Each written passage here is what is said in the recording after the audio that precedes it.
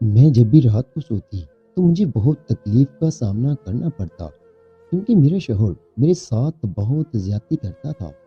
اسے تو صرف اپنے جذبات کی آگ کو بجھانا ہوتا تھا، اسے میری خواہش سے کوئی لینا دینا نہیں ہوتا تھا۔ میرا شوہر اکثر ہی بیمار رہتا، لیکن رات کو اس کا میرے ساتھ یوں پیش آنا کچھ عجیب سا لگتا تھا۔ بھلا بیماری کی حالت میں وہ مجھ سے خلوت کے لمحات کیسے گزار سکتے تھے؟ یہی بات جاننے کے لیے ایک رات میں نے جان بوجھ کر لائٹ آن کر دی۔ بستر پر موجود اس شخص کو دیکھ کر میرے رونگٹے کھڑے ہو گئے۔ میں تو سوچ بھی نہیں سکتی تھی کہ میرا 17 سالہ بیٹا ہی میرے ساتھ، میاں بیوی کا وہ تعلق جو بہت ہی خاص ہوتا ہے اور قدرتی طور پر اس میں ایک محبت اور جذبات کا تعلق ہوتا ہے، اگر اس میں کوئی تیسرا شامل ہو جائے تو یہ رشتہ اپنی موت آپ مر جاتا ہے۔ میرے اور میرے شوہر کے درمیان ایک تیسرا وجود آیا تو سب کچھ برباد ہو کر رہ گیا۔ میری یہ کہانی سن کر آپ کے رونگٹے کھڑے ہو جائیں گے کہ کس طرح رات کے اندھیرے میں میرے ساتھ میرے بستر پر تعلق بنانے والا میرا شوہر نہیں، بلکہ وہ تو سب سے چھوٹا۔ میرا نام کرن ہے، میری شادی کو 10 سال ہونے والے ہیں، اور میرا تعلق ان چند خوش نصیب عورتوں میں سے ہے جن کے شوہر انہیں آنکھوں پر بٹھا کر رکھتے ہیں۔ میرے شوہر حیدر نے مجھے کبھی کسی چیز کی کوئی کمی نہ ہونے دی۔ میں ایک بن ماں باپ کی بچی تھی جس نے اپنے چچا کے گھر ساری زندگی حسرتوں بھری گزاری تھی، لیکن جب حیدر میری زندگی میں آئے تو پھر کسی چیز کی کوئی حسرت باقی نہ بچے۔ میرے منہ سے نکلی ہر بات پوری کرنا حیدر اپنا فرض سمجھتے تھے۔ گو کہ میں حیدر کی دوسری بیوی تھی، لیکن اس کے باوجود بھی مجھے کبھی اس چیز کا احساس نہیں ہوا کہ مجھ سے پہلے بھی ان کی زندگی میں کبھی کوئی عورت رہی ہے۔ میں عمر میں حیدر سے پورے 10 سال چھوٹی تھی، لیکن بہت ہی خوبصورت تھی۔ جو مجھے دیکھتا وہ میری تعریف ضرور کرتا، اور اس بات پر بھی حیدر خوشی سے چوڑے ہو جایا کرتے۔ میں حیدر کے برعکس بہت ہی زیادہ جوان اور حسین تھی، لیکن حیدر کی بے پناہ محبت نے ہم دونوں کی عمر کے فرق کو مٹا دیا تھا۔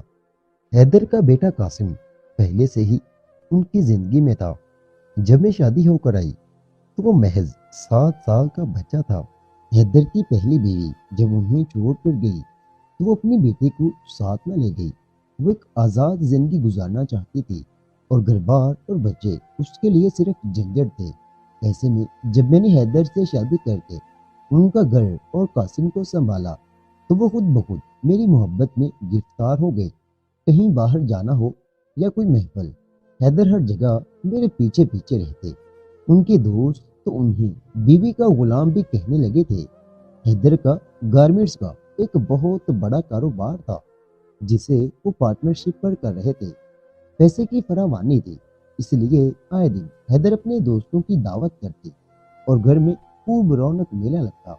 میں بھی ساری زندگی ان چیزوں کے لیے ترسی ہوئی تھی، اسی لیے جب حیدر اس طرح دعوتوں کا اہتمام کرتے تو سب سے زیادہ میں بڑے شوق سے کھانے تیار کرتی، اور حیدر اپنے دوستوں اور ان کی بیویوں کے سامنے میری خوب تعریف کرتے، میرے ہاتھ پکڑ کر چومتے اور کہتے کہ کرن کی طرح کوئی کھانا پکا ہی نہیں سکتا۔ حیدر کے اس انداز پر میں دنگ رہ جایا کرتی۔ گھر میں بھی حیدر کا انداز ایسا ہی ہوتا تھا، لیکن جیسے جیسے قاسم بڑا ہو رہا تھا مجھے اس کے سامنے شرم کا احساس ہونے لگا تھا۔ وہ ہمارا بیٹا تھا، اور حیدر اس کے سامنے ہی کبھی میرے ہاتھ چومتے تو کبھی مجھے باہوں میں بھر لیتے۔ قاسم بہت غور سے ہم دونوں کو دیکھا کرتا تھا، کبھی کبھی تو وہ منظر سے ہی غائب ہو جاتا اور مجھے اپنے آپ میں شرمندگی کا احساس ہوتا۔ میں حیدر کو اکثر ٹوکا کرتی کہ کمرے سے باہر یہ سب کچھ نہ کیا کریں، لیکن حیدر تو میری محبت کے نشے میں ڈوبے رہتے تھے۔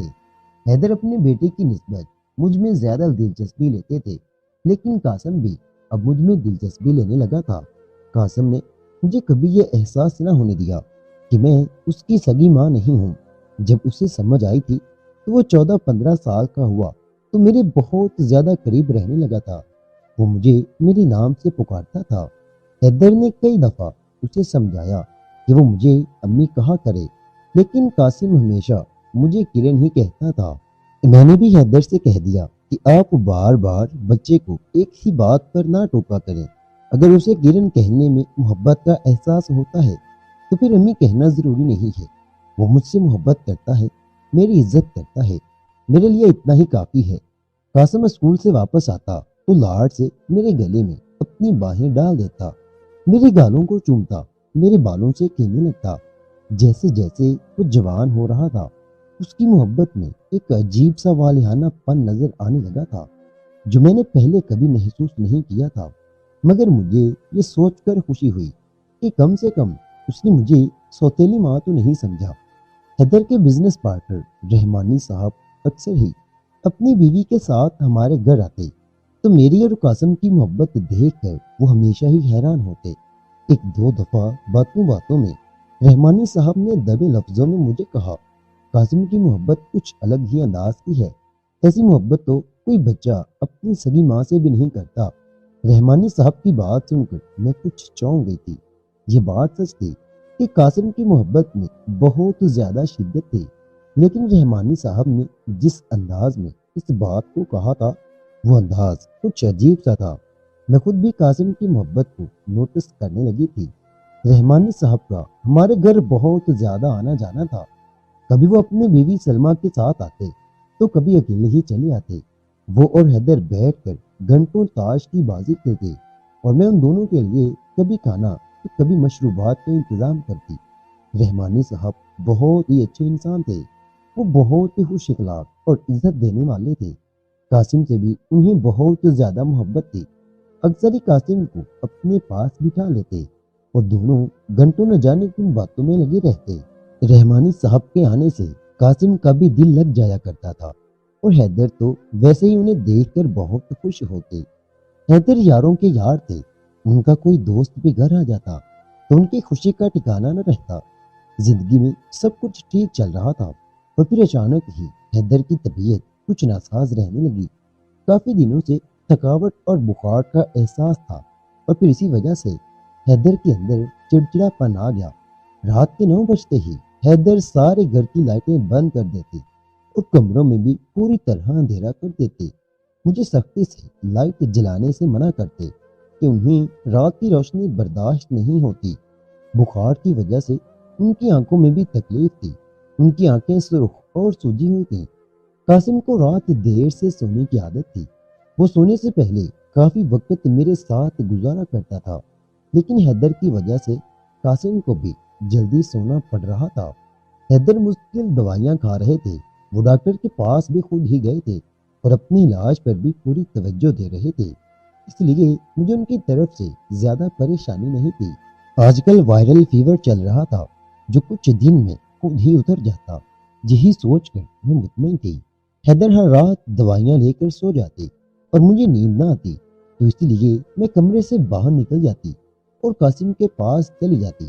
قاسم مجھے دیکھتے ہی فوراً اپنے پاس بلا دیتا اور پھر میرے گلے میں ہاتھ ڈال کر خود بھی لیٹ جاتا۔ اسے میرے بالوں سے کھیلنے کا بہت شوق تھا، اس کی انگلیاں ہر وقت میرے بالوں میں الجھی رہتی اور وہ مجھ سے باتیں کرتا رہتا۔ حیدر طبیعت خرابی کی وجہ سے باقاعدگی سے دفتر بھی نہیں جا رہے تھے، اس لیے رحمانی صاحب روزانہ خود ہی ڈھیروں فائلیں اٹھا کر ہمارے گھر چلے آتے اور آدھا آدھا دن حیدر کے ساتھ بیٹھ کر کام کرتے۔ حیدر رحمانی صاحب کے بہت شکر گزار تھے، کیونکہ اگر وہ اتنا زیادہ تعاون نہ کرتے تو حیدر کے لیے گھر رہ کر کام کرنا آسان نہ ہوتا اور کاروبار میں بھی کافی نقصان اٹھانا پڑتا۔ ایک دن میں رحمانی صاحب کے لیے چائے بنا کر ڈرائنگ روم میں گئی تو حیدر ڈائننگ روم میں موجود نہیں تھے۔ رحمانی صاحب نے مجھے دیکھ کر بہت خوش دلی سے سلام کیا اور کہنے لگے، کرن اگر آپ برا نہ مانے تو ایک بات کہوں، میرے دل میں رحمانی صاحب کے لیے بہت عزت تھی۔ میں جانتی تھی کہ وہ بہت ہی سمجھدار انسان ہے اور اس لیے میں ان کی بات کا برا کیوں مناتی۔ رحمانی صاحب کہنے لگے کہ قاسم اب جوان ہو رہا ہے اور اگر آپ اس سے تھوڑا دور رہیں تو یہ آپ کے حق میں بہتر ہوگا۔ رحمانی صاحب کی بات سن کر میں حیران رہ گئی کہ وہ کس طرح کی باتیں کر رہے ہیں۔ پہلے بھی ایک دفعہ انہوں نے دبے لفظوں میں ایسی ہی بات کہی تھی۔ میں نے پریشانی کے عالم میں رحمانی صاحب سے کہا کہ آپ یہ سب کیوں کہہ رہے ہیں؟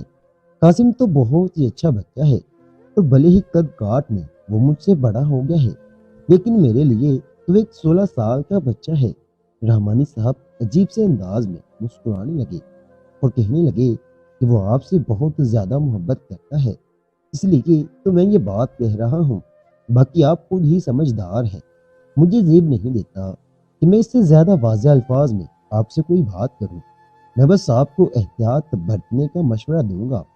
قاسم جوان خون ہے، اور جس طرح حیدر قاسم کے سامنے آپ کے ساتھ محبت کا اظہار کرتا ہے، وہی سب دیکھ کر تو قاسم کے اندر بھی محبت برے جذبات پیدا ہوتے ہیں، ورنہ پہلے تو قاسم آپ سے اس قدر محبت کا اظہار نہیں کیا کرتا تھا۔ کیا آپ نے یہ بات محسوس نہیں کی؟ رحمانی صاحب بالکل ٹھیک کہہ رہے تھے کہ واقعی قاسم کا رویہ پہلے میرے ساتھ اتنا زیادہ محبت برا نہیں ہوا کرتا تھا جتنی پچھلے کچھ دنوں میں اس کے انداز میں تبدیلی آئی تھی۔ وہ مجھے اور حیدر کو ایک ساتھ بہت غور سے دیکھا کرتا تھا۔ وہ جوان ہو رہا تھا اور رحمانی صاحب کی بات غلط نہ تھی، ہمیں قاسم کے سامنے احتیاط برتنے کی ضرورت تھی، اور کہیں نہ کہیں قاسم رحمانی صاحب کے ساتھ بھی کافی وقت گزارتا تھا۔ یقیناً اس نے کوئی نہ کوئی ایسی بات تو کی تھی جس کی وجہ سے رحمانی صاحب مجھے احتیاط برتنے کا مشورہ دے رہے تھے۔ میں نے سوچا تھا کہ میں حیدر سے بات کروں گی کہ وہ آئندہ قاسم کے سامنے مجھ سے دور رہا کرے، لیکن اس سے پہلے کہ میں حیدر سے کوئی بات کرتی، اسی رات ایک عجیب سا واقعہ پیش آیا۔ حیدر کمرے میں پوری طرح اندھیرا کر کے سونے کے لیے لیٹ چکے تھے، میں بھی سارا دن کی تھکی ہوئی تھی، اور کمرے میں حیدر نے روشنی کرنے کے لیے سختی سے منع کیا تھا، اس لیے اب کرنے کو کچھ نہیں تھا، میں بھی سونے کے لیے لیٹ گئی۔ مجھے نیند لگے زیادہ دیر نہیں ہوئی تھی کہ تھوڑی ہی دیر میں مجھے اپنے بالوں میں کسی کی انگلیوں کا احساس ہوا۔ اندھیرے میں مجھے کچھ بھی سمجھ نہ آیا، مجھے لگا کہ شاید حیدر ہیں اور طبیعت کی وجہ سے پریشان ہو رہے ہیں۔ میں نے حیدر کو آواز دی، لیکن جواب میں انہوں نے کچھ نہ کہا۔ میں گھبرا کر اٹھنے لگی تو حیدر نے زبردستی مجھے اپنے قریب کر لیا اور بستر سے اٹھنے ہی نہ دیا۔ حیدر کا وجود ٹھنڈا محسوس ہو رہا تھا، بخار کی حرارت تو بالکل بھی نہیں تھی۔ میں نے دل ہی دل میں شکر کیا کہ حیدر کا بخار تو اتر گیا ہے، شاید اسی لیے اتنے دنوں بعد وہ میری قربت کے متمنی تھے اور میرے ساتھ خلوت کے لمحات گزارنا چاہتے تھے۔ کافی دنوں سے حیدر کی طبیعت کی وجہ سے حیدر کی قربت پا کر میں خود کو مکمل محسوس کرنے لگی تھی، لیکن حیدر کا لمس مجھے کچھ الگ لگنے لگا تھا۔ ایسا لگ ہی نہیں رہا تھا جیسے میں حیدر کے ساتھ ہوں۔ حیدر نے کبھی مجھے اس طرح اپنے بازوؤں میں نہیں جکڑا تھا کہ میرا دم گھٹنے لگے۔ رات کے اس پہر حیدر کی محبت کی شدت ہی کچھ اور تھی۔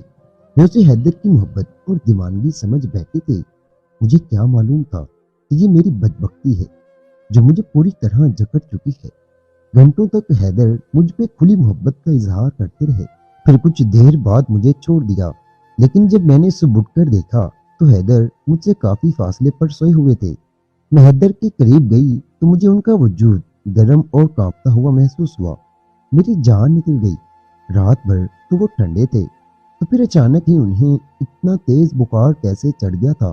میں نے فوراً اٹھ کر ٹھنڈے پانی کی پٹیاں ان کے ماتھے پر رکھنا شروع کر دیں۔ حیدر نے تھوڑی سی آنکھیں کھول کر میری طرف دیکھا اور دوبارہ آنکھیں بند کر لی۔ ان کا جسم بے جان محسوس ہو رہا تھا۔ مجھے سمجھ نہیں آیا کہ رات بھر وہ کیسے مجھ پر اپنے جذبات لوٹاتے رہے ہیں، جبکہ ان میں تو ملنے کی بھی سخت باقی نہ بچی تھی۔ عجیب سی پریشانی نے مجھے آ گھیرا تھا۔ میں اپنی ہی سوچوں میں گم تھی کہ قاسم کمرے میں چلا آیا اور آتے ہی میرے گلے میں جھوم گیا۔ میں نے اسے بتایا کہ اس کے بابا کی طبیعت بہت زیادہ خراب ہے۔ یہ سن کر وہ بھی کچھ فکر مند ہو گیا۔ اس کی انگلیاں خود بخود میرے بالوں میں الجھ رہی تھیں۔ وہ شاید عادت سے مجبور تھا، لیکن اس لمحے اس کی اس عادت نے مجھے چونکنے پر مجبور کر دیا تھا۔ رات کو حیدر بھی اسی طرح میرے بالوں سے کھیل رہی تھی، جبکہ رات سے پہلے تک کبھی انہوں نے میرے بالوں میں انگلیاں نہیں ڈالی تھیں۔ حیدر کا بخار سے کانپتا ہوا وجود اور قاسم کا محبت سے سرشار ٹھنڈا وجود میرے دل و دماغ میں ہلچل مچا رہے تھے۔ یہ کیسے ممکن تھا کہ رات کو میرے ساتھ حیدر نہیں بلکہ قاسم؟ یہی سوچ میری روح کو لرزا دینے کے لیے کافی تھی۔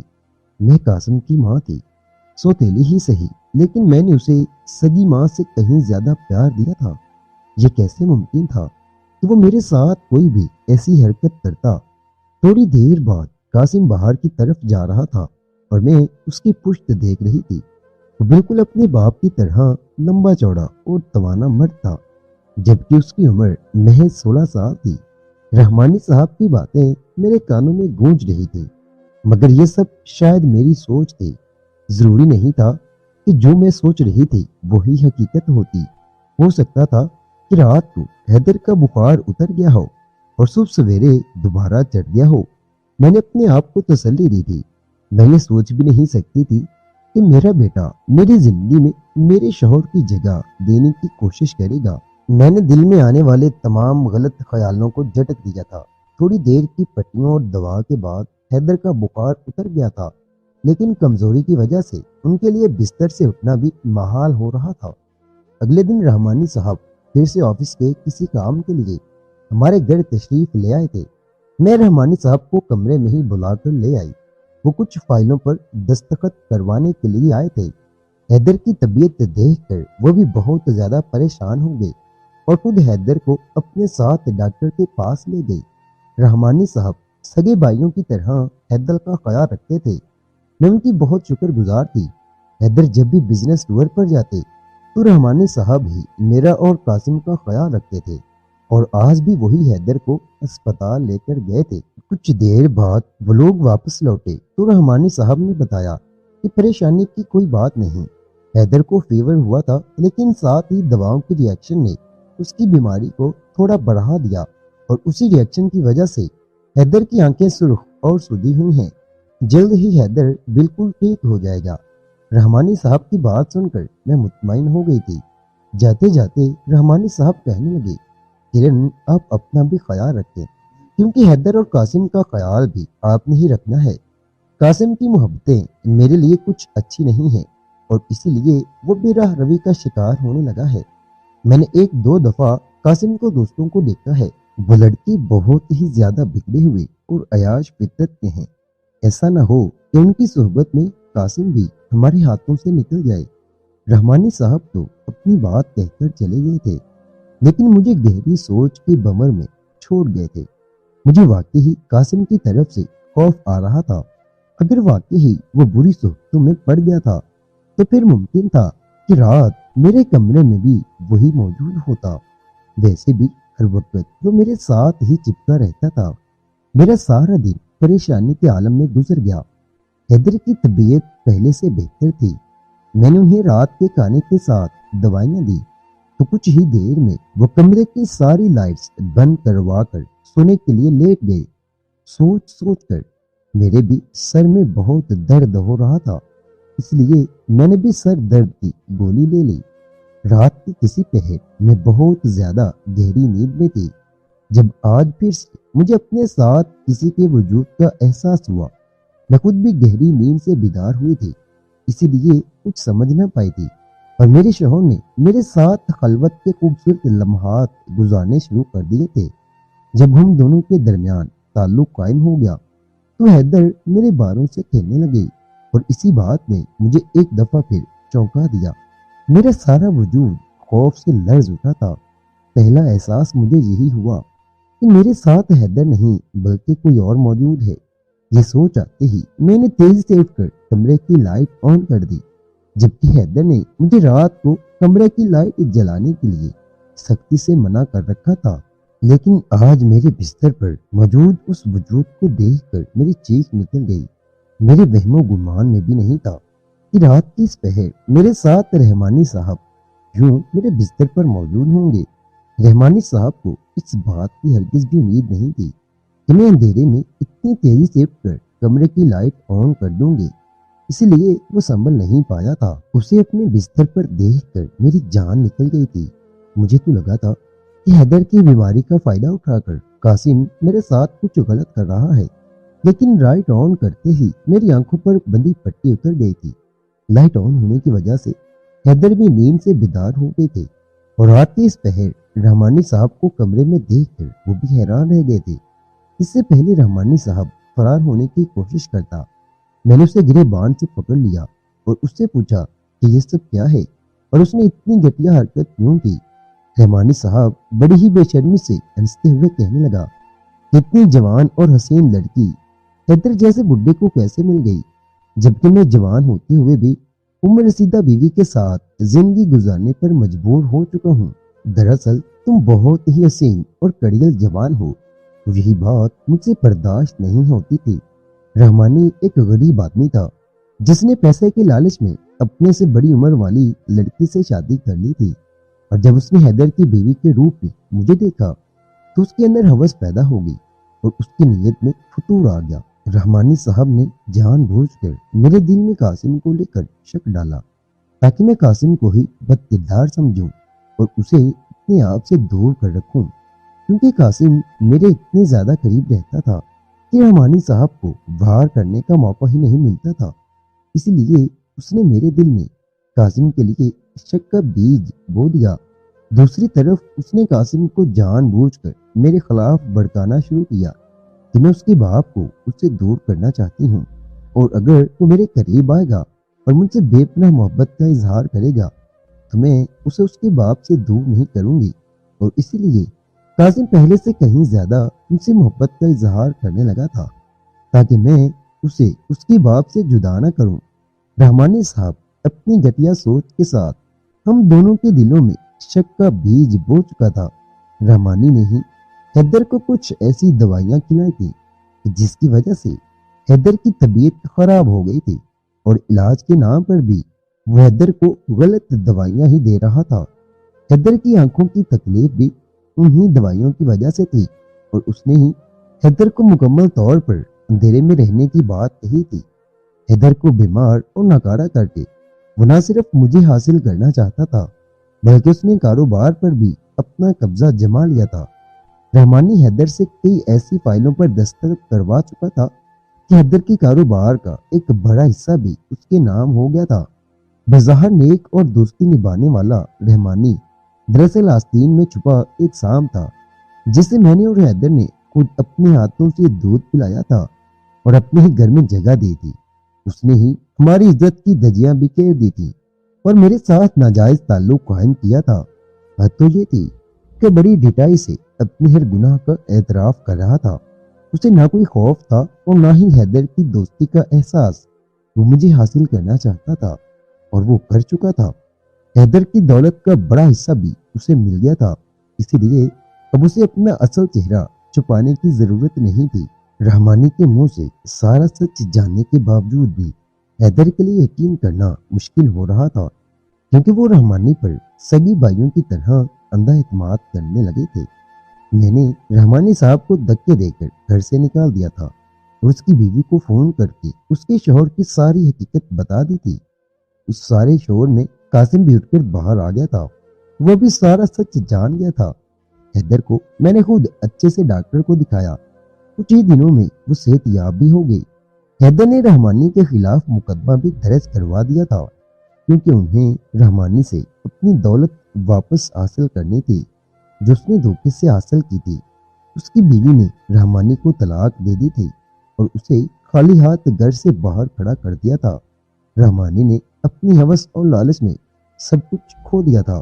عزت تو میری بھی برباد ہوئی تھی، لیکن حیدر جانتے تھے کہ میں بے قصور ہوں، اس لیے اس راحت کی کوئی بات ہم دونوں کے درمیان دوبارہ ڈسکس نہیں ہوئی تھی۔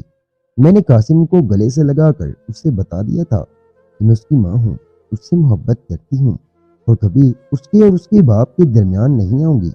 آہستہ آہستہ سب کچھ پہلے کی طرح ٹھیک ہو گیا تھا، لیکن ایک بات ہم دونوں میاں بیوی کو اچھی طرح سمجھ آ گئی کہ کبھی بھی کسی غیر شخص پر اندھا اعتبار نہیں کرنا چاہیے تھا، اور نہ کبھی کسی غیر محرم کو اپنے گھر آنے کی اجازت دینی چاہیے تھی۔ پیارے دوستو، امید کرتا ہوں آپ کو آج کی یہ کہانی اچھی لگی ہوگی۔ مزید اس طرح کی سبق آموز کہانیاں سننے کے لیے ہمارے چینل کے ساتھ جڑے رہیں۔ شکریہ۔